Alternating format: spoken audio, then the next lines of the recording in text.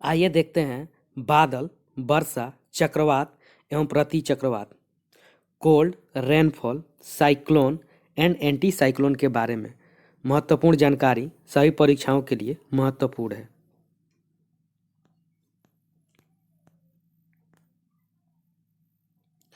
आर्द्रता एवं वर्षा। वायुमंडल में उपस्थित जलवाष्प वाटर वैक्यूम की मात्रा को आर्द्रता कहा जाता है। हमारे वायुमंडल में आर्द्रता की अधिकतम मात्रा 5% होता है। आर्द्रता सामर्थ्य, ह्यूमिडिटी कैपेसिटी। एक निश्चित तापमान वाले वायु के आयतन में जलवाष्प धारण करने की अधिकतम क्षमता को आर्द्रता सामर्थ्य कहा जाता है। संतृप्त वायु। जब कोई वायु अपनी आर्द्रता सामर्थ्य के बराबर जलवाष्प धारण कर लेती है वैसे को संतृप्त वायु कहा जाता है। निरपेक्ष आर्द्रता, एब्सोल्यूट ह्यूमिडिटी। वायु के निश्चित तापमान एवं आयतन में उपस्थित जलवाष्प की मात्रा को निरपेक्ष आर्द्रता कहा जाता है। सापेक्षिक आर्द्रता, रिलेटिव ह्यूमिडिटी। निश्चित तापमान पर वायु के निश्चित आयतन में उपस्थित जलवाष्प की मात्रा उसी तापमान पर वायु के उसी आयतन में आर्द्रता धारण करने की अधिकतम क्षमता के अनुपात को सापेक्षिक आर्द्रता कहा जाता है। अर्थात रिलेटिव ह्यूमिडिटी बराबर निरपेक्ष आर्द्रता बटा आर्द्रता सामर्थ्य इंटू 100। संतृप्त वायु का सापेक्षिक आर्द्रता 100% होता है। सापेक्षिक आर्द्रता एवं निरपेक्षिक आर्द्रता की इकाई ग्राम या सेंटीमीटर क्यूब होता है। वायुमंडल में उपस्थित सापेक्षिक आर्द्रता को हाइड्रोमीटर से मापा जाता है। नोट, जल का सापेक्षिक घनत्व हाइग्रोमीटर से मापा जाता है। ओसांक बिंदु, ड्रू पॉइंट, वह तापमान जिस तापमान पर कोई वायु संतृप्त हो जाता है उस तापमान को ओसांक बिंदु कहा जाता है। नेक्स्ट, जब ओसांक बिंदु हिमांक बिंदु 0 डिग्री सेल्सियस फ्रीजिंग पॉइंट से ऊपर होता है तो उस स्थिति में ओस, ड्यू, कुहरा, फॉग, कुहासा, मिस्ट, बादल, कोल्ड का निर्माण होता है। नेक्स्ट पॉइंट, जब ओसांक बिंदु हिमांक बिंदु से नीचे रहता है तो उस स्थिति में हिम, आइस या पाला या तुषार एवं पक्षाभ स्तरीय बादल का निर्माण होता है। संघनन प्रक्रिया, कंडेंसेशन प्रोसेस। जल के गैसीय रूप जलवाष्प का द्रव या ठोस के रूप में बदलने की प्रक्रिया को संघनन प्रक्रिया कहा जाता है। जब संघनन प्रक्रिया धरातल के समीप होता है तो उस स्थिति में ओस, कुहरा, तुषार, पाला का निर्माण होता है। किंतु जब धरातल के ऊपर होता है तो विभिन्न प्रकार बादल के साथ साथ बर्फ का निर्माण होता है। नेक्स्ट, ओस। इसका निर्माण तब होता है जब ओस बिंदु हिमांक बिंदु से ऊपर होता है। ओस बनने के लिए स्वच्छ या साफ आकाश, शांत वातावरण एवं उच्च सापेक्षिक आर्द्रता का होना जरूरी होता है। नेक्स्ट, कोहरा, फॉग। यह धरातल के समीप बादल का एक होता है। इसका निर्माण तब होता है जब ओस बिंदु हिमांक बिंदु से ऊपर होता है। इसमें दृश्य क्षमता बहुत कम होती है। नेक्स्ट, कुहासा, मिस्ट।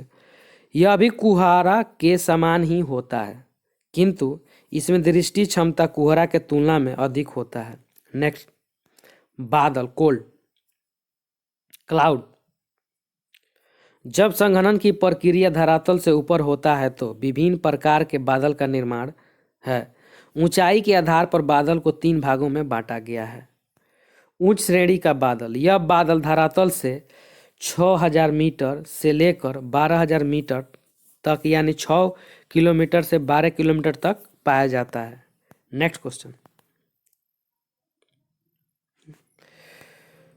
मध्य श्रेणी का बादल, यह बादल 2000 मीटर से 6000 मीटर तक यानी 2 किलोमीटर से 6 किलोमीटर तक की ऊंचाई में पाया जाता है। नंबर 3, निम्न श्रेणी का बादल, यह धरातल से 2000 मीटर की ऊंचाई तक पाया जाता है। नेक्स्ट, उच्च श्रेणी का बादल। यह बादल 3 प्रकार का होता है। पक्षाप बादल, यह बादल पूरे आसमान में रेशम की तरह फैला हुआ रहता है। नेक्स्ट, इस बादल के द्वारा चक्रवात आगमन की सूचना दिया जाता है। नेक्स्ट, पक्षाप तस्तरी बादल, बी नंबर। यह बादल पूरे आसमान में दूधिया रंग के चादर के समान फैला हुआ रहता है, जो निकट भविष्य में चक्रवात आगमन की सूचना देता है। इस बादल के द्वारा सूर्य एवं चंद्रमा के चारों ओर प्रभामंडल हैलो का निर्माण किया जाता है। नेक्स्ट, पक्षाप कपासी बादल, यह बादल हमेशा समूह में पाया जाता है। यह बादल प्रायः छायाहीन होता है, अतः इन्हें मैक्रल स्काई के नाम से भी जाना जाता है। इन तीनों बादलों से वर्षा बिल्कुल नहीं होता है। मध्य श्रेणी का बादल, यह 2 प्रकार का होता है। नंबर 1, उच्च स्तरीय बादल। यह बादल भूरे या नीले रंग की चादर समान पूरे आसमान में छाया हुआ रहता है। इस बादल में सूर्य का प्रकाश अथवा चंद्रमा का प्रकाश धुंधला दिखाई देता है। इस बादल से विस्तृत पर लगातार वर्षा होने की संभावना बनी हुई रहती है। नेक्स्ट,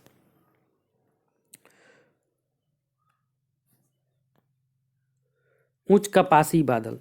यह बादल पूरे आसमान में पतले सफ़ेद चादर के रूप में फैला हुआ रहता है।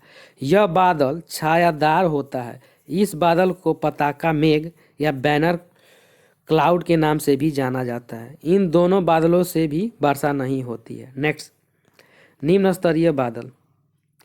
यह 5 प्रकार का होता है। स्तरीय कपासी बादल, यह बादल गोलाकार राशि के रूप में समूह में या लहर के रूप में आसमान में पाया जाता है। यह बादल सामान्यतः जाड़े के दिनों में आसमान में छाया हुआ रहता है। तस्तरी बादल। नेक्स्ट, यह बादल धरातल से थोड़ी ऊंचाई पर कोहरा के समान छाया हुआ रहता है। इस बादल के समाप्त हो जाने के पश्चात विकिरण के कारण आसमान नीला दिखाई देने लगता है। नेक्स्ट, वर्षा तस्तरी बादल। यह बादल निम्न श्रेणी के बादल में भूरा या काला रंग का होता है, जिसके द्वारा लगातार वर्षा या हिमपात होता है। नेक्स्ट, कपासी बादल। यह बादल अधिक घना एवं विस्तृत होता है, किंतु इस बादल से वर्षा नहीं होता है। इस बादल का आकार फूलगोभी के छत्ता के समान होता है। नेक्स्ट, कपासी वर्षा बादल। इस बादल से सर्वाधिक वर्षा होता है। नेक्स्ट, कृत्रिम वर्षा कराने के लिए ठोस कार्बन डाइऑक्साइड CO2 या शुष्क बर्फ या ड्राई आइस एवं सिल्वर आयोडाइड AgI का प्रयोग किया जाता है। सर्वप्रथम कृत्रिम वर्षा कराने का श्रेय विंसेंट जे शेफर एवं इवरिंग लैंगुएटर को दिया जाता है। इन्होंने ठोस CO2 का प्रयोग करते हुए 1946 ईस्वी में अमेरिका में वर्षा कराया था। नेक्स्ट क्वेश्चन, सर्वप्रथम AgI का प्रयोग करते हुए B1 गुप्त नामक विद्वान ने कृत्रिम वर्षा करवाया था USA 1946 ईस्वी को। वर्षा 3 प्रकार का होता है। संवहनीय वर्षा, पर्वतीय वर्षा और चक्रवाती वर्षा। संवहनीय वर्षा, कन्वेक्शनल रेनफोर्स। यह वर्षा विषुवत रेखीय क्षेत्रों में होता है, जहां सालों भर सूर्य का लंबवत किरण पड़ने के कारण तापमान ऊंचा बना रहता है और यहाँ की वायु गर्म होकर ऊपर चली जाती है। ऊपर उठने के दौरान उसके तापमान में धीरे धीरे कमी आती है और संघनन की प्रक्रिया के पश्चात बादल का निर्माण हो जाता है और प्रचुर मात्रा में वर्षा होती है। यह वर्षा विषुवत रेखीय क्षेत्रों में प्रत्येक दोपहर के 2 बजे से 4 बजे तक 2 PM से 4 PM तक होता है। अतः इस वर्षा को अपराह्नकालीन वर्षा के नाम से भी जाना जाता है। वर्षा की अधिकता के कारण ही विषुवत रेखीय क्षेत्रों में सदाबहार वन एवरग्रीन फॉरेस्ट पाया जाता है तथा इस क्षेत्र की मिट्टी लेटेराइट प्रकार की होती है, जिसके ह्यूमस जीव जंतु का अवशेष की मात्रा अधिक होती है। पर्वतीय वर्षा, ओरोग्राफिक रेनफॉल। पूरे विश्व में सर्वाधिक पर्वतीय वर्षा होती है। यह वर्षा मुख्य रूप से पर्वतीय क्षेत्रों में होता है जहां आर्द्रता युक्त पवन के मार्ग में अवरोध के रूप में कोई पर्वत या पहाड़ पाया जाता है, तो वह आर्द्रता युक्त पवन या पवनाभिमुखी ढाल सी वर्ड स्लोप के सहारे ऊपर उठकर संघनन की प्रक्रिया करके बादल का निर्माण कर लेती है और प्रचुर मात्रा में उसी ढाल पर वर्षा करती है। जब यही पवनाभिमुखी ढाल अपवार्ड स्लोप के सहारे नीचे उतरती है तो आर्द्रता नहीं रहने के कारण इसे वर्षा नहीं होता है और यह क्षेत्र वृष्टि छाया रेन शैडो का क्षेत्र कहलाता है।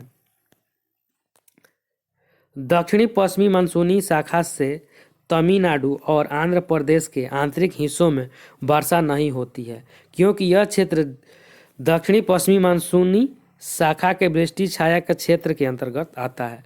भारत में भी सर्वाधिक वर्षा पर्वतीय वर्षा प्रकार का ही होता है। चक्रवाती वर्षा साइक्लोन रेनफॉल। यह वर्षा समुद्री क्षेत्र या समुद्र तटीय क्षेत्र में होता है। इस वर्षा का मुख्य कारण दो विपरीत स्वभाव वाले वायु राशि एयर मास का समुद्री क्षेत्र में आपस में टकराकर ऊपर उठ जाना है। यह वर्षा विनाशी होती है जिसके कारण जान माल की काफ़ी हानि होती है। चक्रवात एवं प्रति चक्रवात साइक्लोन एंड एंटी साइक्लोन। आइए चक्रवात साइक्लोन हवा का वह चक्रीय रूप जिसके केंद्र में लो प्रेशर रहता है और केंद्र के बाहर हाई प्रेशर रहता है। अतः बाहरी उच्च दाब से केंद्र के निम्न दाब की ओर चक्राकार रूप में जो पवन चलती है उसे ही चक्रवात कहा जाता है। इसकी दिशा उत्तरी गोलार्ध में एंटी क्लॉक डायरेक्शन तथा दक्षिणी गोलार्ध में क्लॉकवाइज डायरेक्शन में होता है। चक्रवात दो प्रकार का होता है। शीतोष्ण कटिबंधीय चक्रवात सब ट्रॉपिकल साइक्लोन और दूसरा उष्ण कटिबंधीय चक्रवात ट्रॉपिकल साइक्लोन। शीतोष्ण कटिबंधीय चक्रवात यह चक्रवात दोनों गोलार्ध में कर्क रेखा से आर्कटिक रेखा एवं मकर रेखा से अंटार्कटिक रेखा 23.5 डिग्री से 66.5 डिग्री अक्षांश के बीच वाले शीतोष्ण कटिबंधीय क्षेत्र में उत्पन्न होता है। यह चक्रवात कम हानिकारक होता है। नेक्स्ट उष्ण कटिबंधीय चक्रवात। यह चक्रवात दोनों गोलार्ध में कर्क रेखा से मकर रेखा के बीच वाले उष्ण कटिबंधीय क्षेत्र में उल्टा होता है। यह चक्रवात काफ़ी विनाशकारी होता है, अतः इन्हें अलग अलग स्थान पर अलग अलग नाम से जाना जाता है, जैसे हिंद महासागर, अरब सागर, बंगाल की खाड़ी। भारत में इसे साइक्लोन या चक्रवात कहा जाता है। ऑस्ट्रेलिया के पूर्वी तट पर बिलिबिली, दक्षिणी चीन सागर और जापान सागर, चीन एवं जापान के पूर्वी तट पर टाइफून कहा जाता है। यूएसए के पूर्वी तट पर टॉर्नेडो कहा जाता है। कैरेबियन सागर एवं मेक्सिको की खाड़ी हरिकेन कहा जाता है। नोट: टॉर्नेडो सबसे भयंकर चक्रवात होता है। इसका आकार फनल या कीपाकार होता है। चक्रवात की तीव्रता को टी स्केल के द्वारा मापा जाता है। प्रति चक्रवात एंटी साइक्लोन हवा का वह चक्रीय रूप जिसके केंद्र में हाई प्रेशर रहता है और बाहर लो प्रेशर रहता है, जिसके कारण केंद्रीय उच्च दाब से बाहरी निम्न दाब की ओर चक्राकार रूप में पवन चलती है, जिसे प्रति चक्रवात कहा जाता है। इसकी दिशा उत्तरी गोलार्ध में क्लॉकवाइज डायरेक्शन तथा दक्षिणी गोलार्ध में एंटी क्लॉक डायरेक्शन में होता है। प्रति चक्रवात स्वच्छ मौसम की सूचना देता है।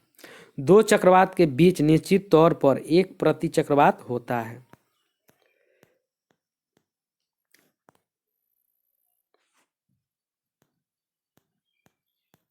Thank you friends.